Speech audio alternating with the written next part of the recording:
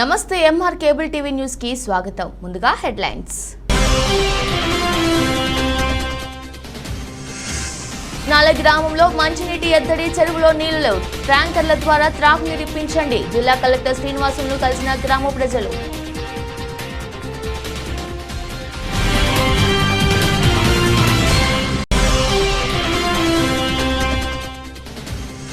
Cyber నేరగాళ్ల చేతిలో 10 లక్షలు మోసపోయిన యువకుడు. పోలీస్ స్టేషన్ కు పరుగులు. సైబర్ నేరగాళ్ల పట్ల అప్రమత్తంగా ఉండండి. సిఐ నర్సింహులు.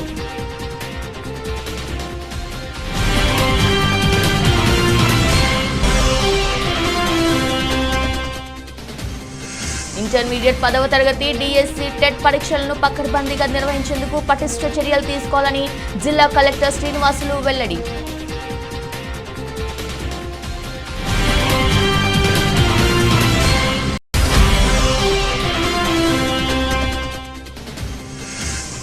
వామో వెల్లుల్లి కిలో 400 రూపాయల నుంచి 500 పెంపు. కొనలేని పరిస్థితి. ప్రజలు వెలవెలబోతున్న దుకాణాలు.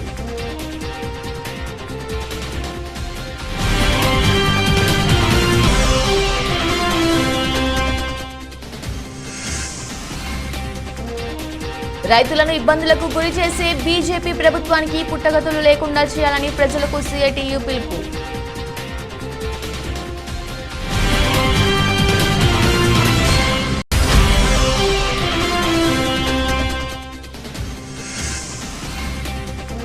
నంద్యాల పట్టణంలో ఎస్డిపిఐ పార్టీ నాయకులు. బస్టాండ్ పలు ప్రాంతాల్లో ఎన్నికల ప్రచారం. పార్టీని గెలిపించండి.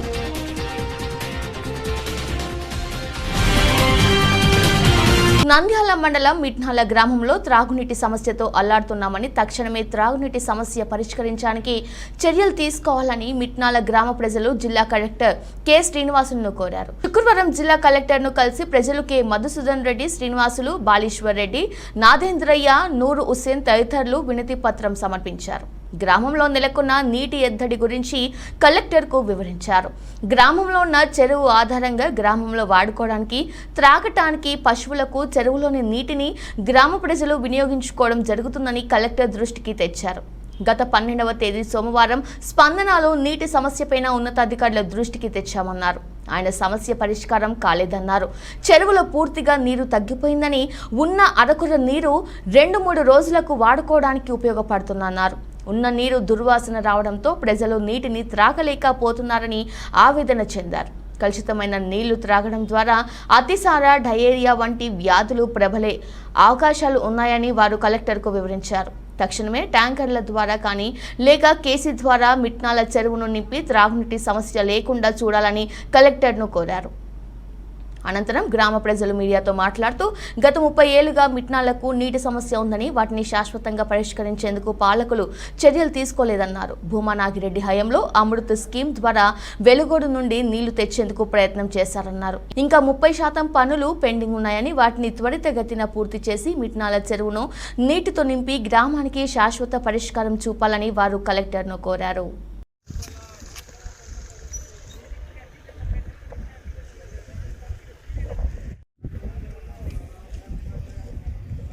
జిల్లాలో నీళ్ళు లేని గ్రామం మన ఊరే. మళ్ళీ ఆంధ్రప్రదేశ్లో వేసుకో. ఆంధ్రప్రదేశ్లో చెప్పు ఎన్ని ఉంటాయి కనుక్కొని వాళ్ళం.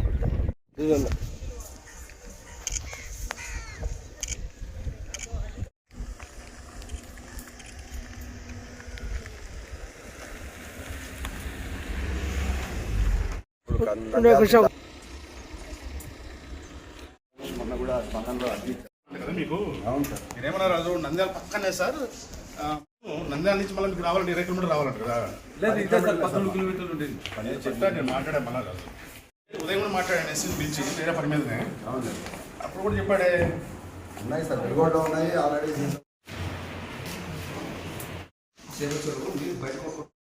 వాళ్ళు ఈ చేపలు పెట్టారు సార్, పెట్టినారు. ఇప్పుడు దాంట్లో నుంచి లిఫ్ట్ చేసి మంచినీళ్ళు వాడుకుంటాం. ఇది తక్కువైనప్పుడు దాన్ని కలెక్టర్ గారికి ఇచ్చాం సార్. ఇస్తే ఆ రోజు వాళ్ళు మీరు పెట్టి మీకు ఇబ్బంది లేకుండా చేస్తామని చెప్పి ఆ రోజు ఇచ్చాను కదా. చిన్నగా 50,000 ఏం కావు సార్ మన గ్రామానికి. ఈ పిల్లలు మా ఊరి పిల్లలు, ఆ పిల్లలు. నంద్యాల జిల్లా నంద్యాల మండలం మిట్నాల గ్రామం నుంచి మేము ఇప్పుడు కలెక్టర్ గారి దగ్గరికి వచ్చాము. మా గ్రామంలో త్రాగునీరు కోసం చెరువు ఫస్ట్ నుంచి త్రాగునీరుకి చెరువే ఆధారం. త్రాగునీరు కానీ వాడుకోవడానికి కానీ ప్రతి ఒక్కదానికి కూడా పశువులకు కానీ ఆ చెరువు నుంచే వాడుకోవాలి. బోర్లో వచ్చే నీళ్లు సాల్ట్ చేదుగా ఉంటాయి, దానివల్ల ఆ నీళ్ళు ఎవరు వాడరు. ఆ నీళ్లు ఈరోజు చెరువు పూర్తిగా ఎండిపోయింది. తాగడానికి నీళ్ళు ఇంకా 2-3 రోజుల కన్నా ఎక్కువ లేవు. ఆల్రెడీ మేము ఇప్పటికి పోయిన ఈ నెల 12వ తేదీ కలెక్టర్ గారికి స్పందనలో అర్జీ కూడా ఇచ్చాము నీళ్లు కావాలని. ఇంతవరకు కలెక్టర్ గారు కానీ అధికారులు కానీ ఎవరు స్పందించలేదు. ఇంకా 2-3 రోజుల కంటే ఎక్కువ రావు, నీళ్లు స్మెల్ వస్తున్నాయి. అందువల్ల మళ్ళీ ఈరోజు కలెక్టర్ గారికి మేము కంప్లైంట్ ఇవ్వడానికి వచ్చాము. ఆ స్మెల్ వల్ల నీళ్లు తాగడానికి చాలా ఇబ్బంది అయింది. మినరల్ వాటర్ ప్లాంట్ కూడా చెడిపోయింది, శివరాంపురంలో చెడిపోయింది. దాన్ని కూడా కంప్లైంట్ ఇచ్చాము మేము అర్జీ గారికి, అర్జీ ఇచ్చాము. కానీ దాన్ని కూడా ఇంతవరకు ఎవరు స్పందించి దాని గురించి చర్య తీసుకోలేదు. అందువల్ల మాకు మంచినీళ్ళు సప్లై ఇవ్వాల్సిందిగా ట్యాంకర్ల ద్వారా కానీ లేకపోతే కేసీ కెనాల్ ద్వారా కానీ మా ఊరికి గత 30 సంవత్సరాల నుంచి కూడా నీటి సమస్య ఉంది. ఈ సమస్య తీర్చిన వాళ్ళు లేరు. ఆల్రెడీ భూమా నాగిరెడ్డి గారు 100 కోట్లతో వెలుగోడు నుంచి ఒక స్కీమ్ స్టార్ట్ చేశారు. కానీ ఆ నీళ్లు కూడా ఈరోజు దాన్ని పూర్తి చేయనందువల్ల ఆ స్కీము అర్ధంతరంగా నిలబడిపోయింది. ఆ స్కీమ్ పూర్తి చేసినట్టయితే 70% పూర్తి అయింది. ఇంకొక 30% దాన్ని పూర్తి చేస్తే మాకు ఇప్పుడు నీళ్ల సమస్య ఉండేది కాదు. దానివల్ల నీళ్లు కూడా మాకు సప్లై కావడం లేదు. అందువల్ల మా సమస్య తెలుసుకోవాల్సిందిగా కలెక్టర్ గారిని కోరుతూ ఉన్నాం. ముఖ్యంగా ప్రస్తుతంలో ఆంధ్రప్రదేశ్లో నీళ్ళు లేని గ్రామం ఒక మిట్ట గ్రామం నాకు అనిపిస్తుంది. మిట్టలో చెరువు ఉంది. ఆ చెరువు ద్వారా మేము ఆ కుట్ట నీళ్ళు పెడతాము. ఆ చెరువు నీళ్ళన్నీ ఈ చేపల కోసం నీళ్ళన్నీ బయట కొట్టారు. ప్లస్ మా గ్రామ పంచాయతీ సెక్రటరీ ఆ కుంట నీళ్లు పెట్టకుండా ఈ చేపల కోసం అని చెప్పేసి నీళ్ళని బయట పెట్టించాం. ఆ నీళ్ళని బయట తోడినారు. ఇప్పుడు మాకు తాగే నీళ్ళు లేవు. ఇప్పుడు 50,000 రూపాయల కోసమని మినిమం 50,000 కోసం అని చెప్పేసి మా గ్రామ పంచాయతీ సెక్రటరీ ఈ నాయకులు కలుసుకొని చెరువు నీళ్ళు బయట కొట్టారు. ఇప్పుడు తాగని మాకు నీళ్ళు లేవు. దీనికి ఎవరు సమాధానం చెప్తారు? నాయకుడు సమాధానం చెప్తాడా? గ్రామ పంచాయతీ చెప్తారా? మేము ఒక కలెక్టర్ అడిగినాము, వాళ్ళు ఇంకా ఏం చెప్పలేదు. ఇప్పుడు కేసుగాల ద్వారా మాకు నీళ్ళు వస్తాయి, కేసుగా నీళ్ళు లేవు. ఇప్పుడు దానికి ఇప్పుడు మాకు చెప్పేది ఎవరు? మాకు తాగి నీటికి సంబంధంగా మాకు చెప్పేది ఎవరు? దీనికి అన్ని కారణం మా గ్రామ పంచాయతీ సెక్రటరీ గారే ప్లస్ ఒక నాయకులు మా గ్రామానికి. మాది మిట్నాల గ్రామం. నేను బాలసుబ్బారెడ్డి. బహుశా 2 జిల్లాల్లో నీళ్ళు లేని ఊరు మా ఊరు మాత్రమే మిట్నాల గ్రామము. నీళ్ళు ఇప్పుడు వెలుగొండ నీళ్ళు శాంక్షన్ చేసినారు, కానీ ఆ పైప్ లైన్ ఏదో లీకేజ్ ఉందని దాన్ని ఇంకా పని పూర్తి కాలేదు. ఆ నీళ్లు మాకు కనెక్షన్ ఇవ్వలేదు. దయచేసి మా నీటి కనెక్షన్ కూడా మా గ్రామానికి పై నీళ్ళు ఎక్కించి నీళ్ళు ఇవ్వాల్సిందిగా కోరుతున్నాము. ఇప్పుడు నీళ్ళు ఇవ్వడానికి వెలుగొండ నీళ్ళు వదిలిపెట్టి మా కేసీ కెనాల్ ద్వారా నీళ్లు మా కుంటకు ఇవ్వచ్చు. మాకు దానివల్ల నీటి ప్రాబ్లం తిరిగిపోతుంది, గవర్నమెంట్ డబ్బు దండిగా ఆదా అవుతుంది అని విన్నవించుకుంటున్నాము కలెక్టర్ గారికి. అదే మామూలుగా యాక్చువల్గా దీనిలో ట్యాంకర్ ద్వారా సప్లై చేయాలంటే 50 లక్షలు ఖర్చు అవుతుంది గవర్నమెంట్కు. ఆ డబ్బు కూడా మిగులుతుంది. ఖచ్చితంగా నీళ్లు కేసీ కెనాల్ నీళ్లు వదిలిపెట్టి వెలుగొండ నీళ్లు ఖచ్చితంగా పారియొచ్చు. మాకు ఈ 2 రోజుల్లో తక్షణం నీళ్లు యుద్ధ ప్రాతిపదికగా నీళ్ళు ఇవ్వాలని కోరుతున్నాము. ప్రజలు రోగాలు కూడా మొదలైనాయి, రోగాల బారిన పడుతున్నారు. కాబట్టి స్పందించి వెంటనే మాకు న్యాయం చేయమని అడుగుతున్నాము. ఒక్కొక్కరు చెప్పండి. చిన్న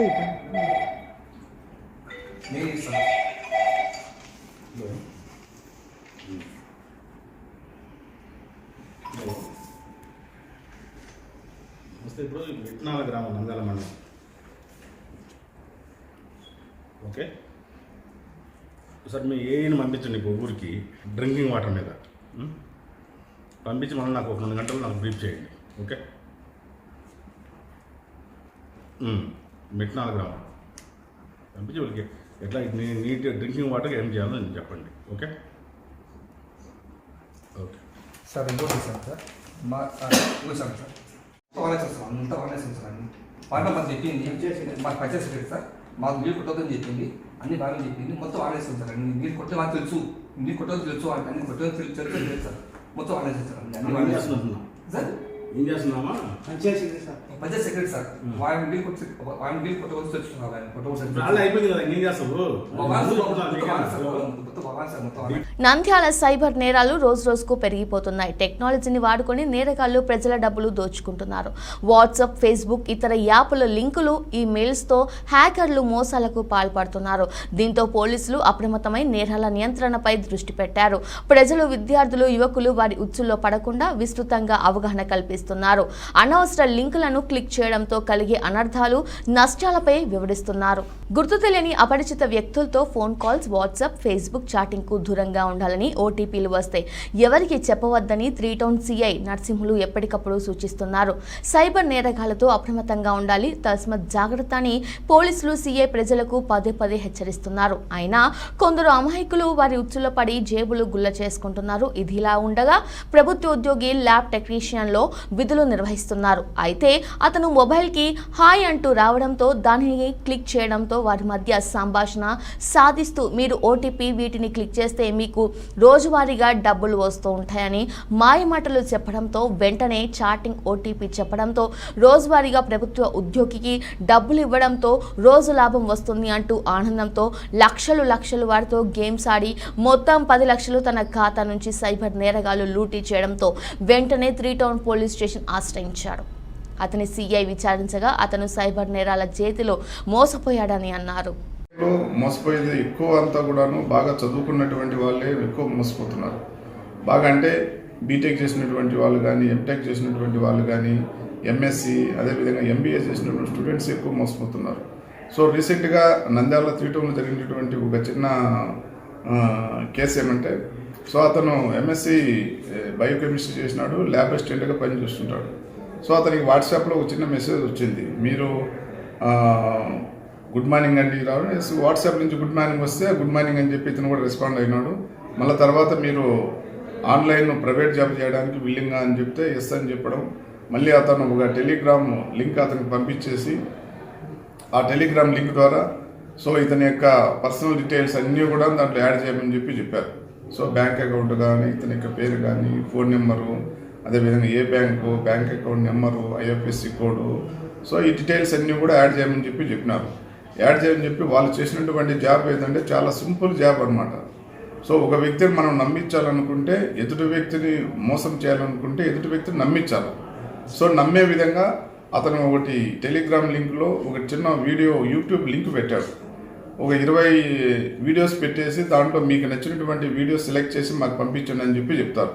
సో ఇతను ఏ వీడియో సెలెక్ట్ చేసినా కూడా ఎస్ నువ్వు చేసినటువంటి వీడియో కరెక్ట్గా సెలెక్ట్ చేసినావు కనుక నీకు బోనస్గా 3000 ప్రతి వీడియోకు 3000 పంపిస్తానని చెప్పేసి ఫస్ట్ ఒక 10,000 అతనికి లాభం వచ్చే విధంగా చేసినాడు.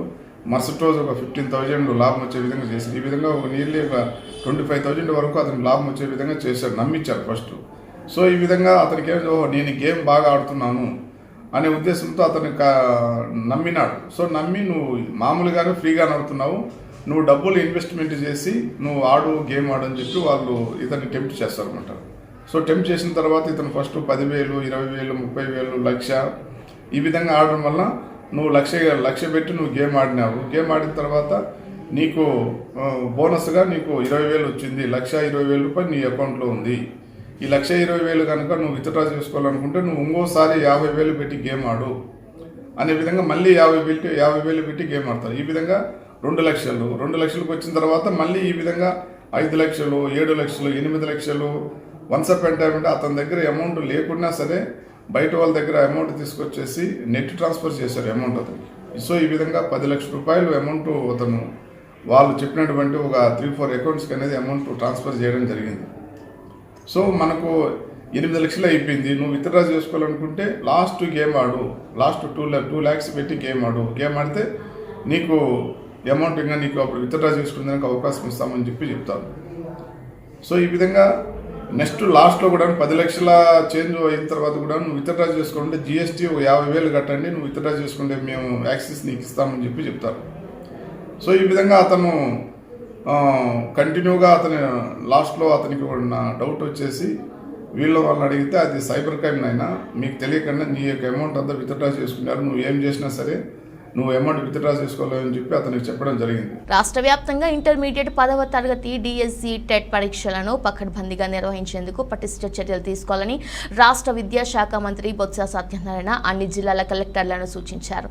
గురువారం తాడేపల్లిలోని విద్యాశాఖ కార్యాలయం నుంచి ఇంటర్మీడియట్ 10వ తరగతి డిఎస్సి టెట్ పరీక్షలపై జిల్లా కలెక్టర్లతో school education commissioner Suresh Kumar, intermediate education commissioner Saurabh Gaur, విద్యాశాఖ ప్రిన్సిపల్ సెక్రటరీ ప్రవీణ్ ప్రకాష్తో కలిసి మంత్రి సమీక్ష సమావేశం నిర్వహించారు.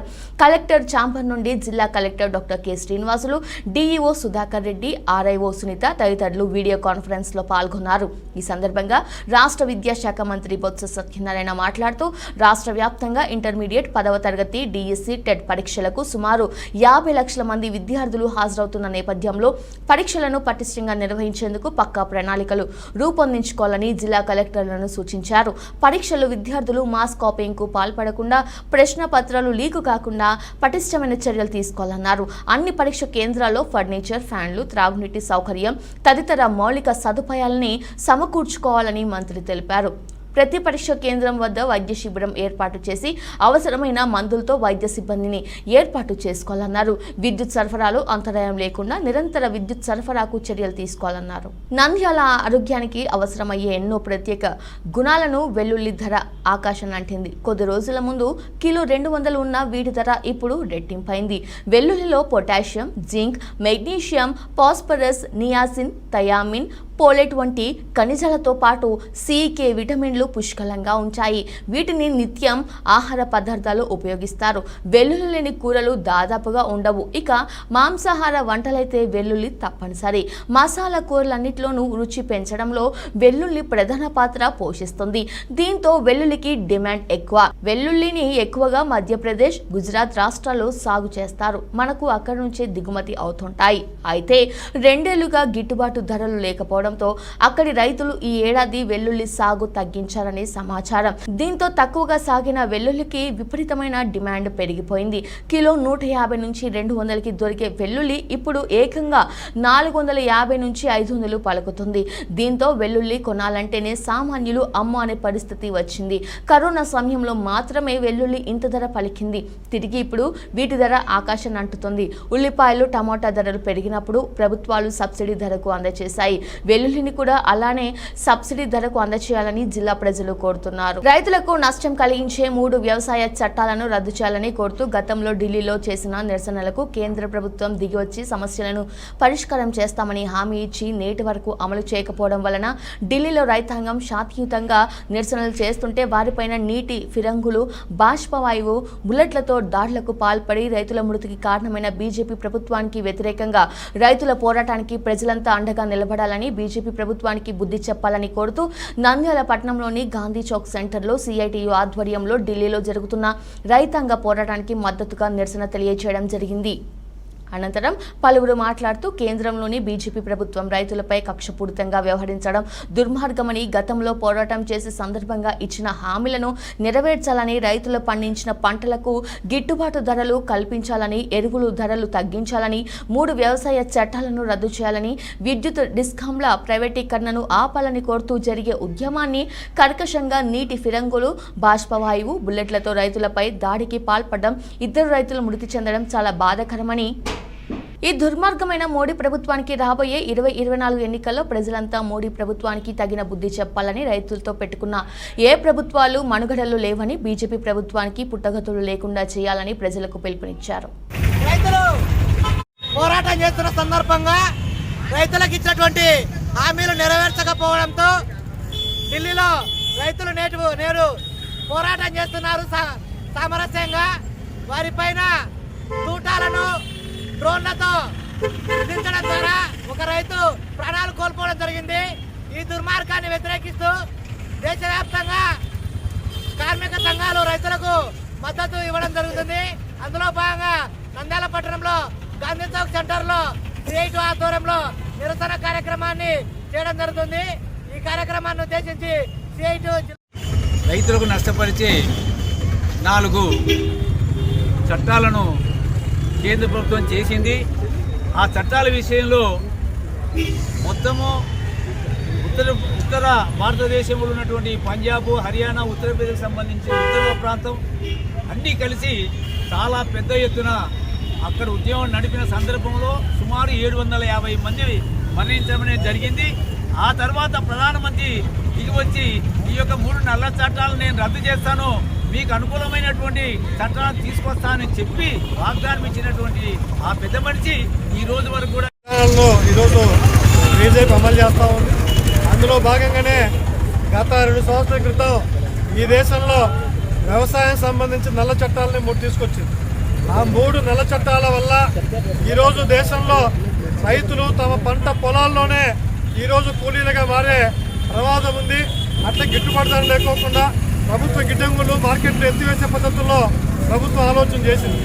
వీటికి వ్యతిరేకంగా గత 2 సంవత్సరాలుగా నంద్యాల పట్టణంలో ఎస్డిపిఐ పార్టీ నాయకులు బస్టాండ్ పలు ప్రాంతాల్లో నంద్యాల అసెంబ్లీ ఇన్ఛార్జ్ ఫాజిల్ దేశాయి పాల్గొని 15 సంవత్సరాల నుండి ఎన్నో ప్రజాసేవలు మరియు ప్రజా పోరాటాలు చేసిన ఎస్డిపిఐ పార్టీని ఆదరించి రానున్న ఎన్నికల్లో మీ అమూల్యమైన ఓటు వేయించి మీ ఎస్డిపిఐ పార్టీని గెలిపించుకోవాలని ప్రజలను కోరారు.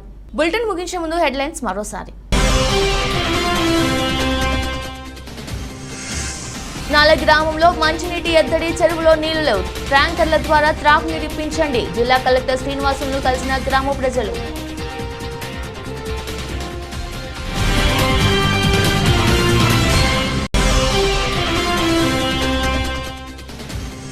సైబర్ నేరగాళ్ల చేతిలో 10 లక్షలు మోసపోయిన యువకుడు. పోలీస్ స్టేషన్ కు పరుగులు. సైబర్ నేరగాళ్ల పట్ల అప్రమత్తంగా ఉండండి. సిఐ నర్సింహులు.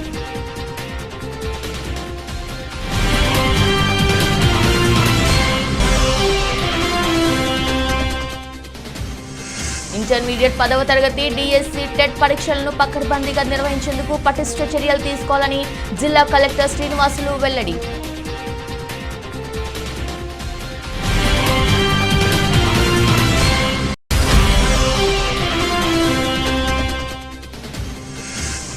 వామో, వెల్లుల్లి కిలో 400 రూపాయల నుంచి 500 పెంపు. కొనలేని పరిస్థితి. ప్రజలు వెలవెలబోతున్న దుకాణాలు.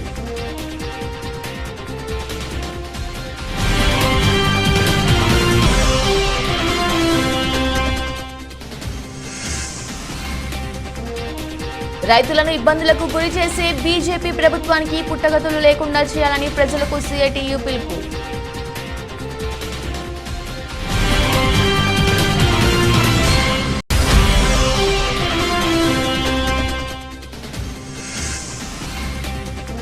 నంద్యాల పట్టణంలో ఎస్డిపిఐ పార్టీ నాయకులు బస్టాండ్ పలు ప్రాంతాల్లో ఎన్నికల ప్రచారం. పార్టీని గెలిపించండి.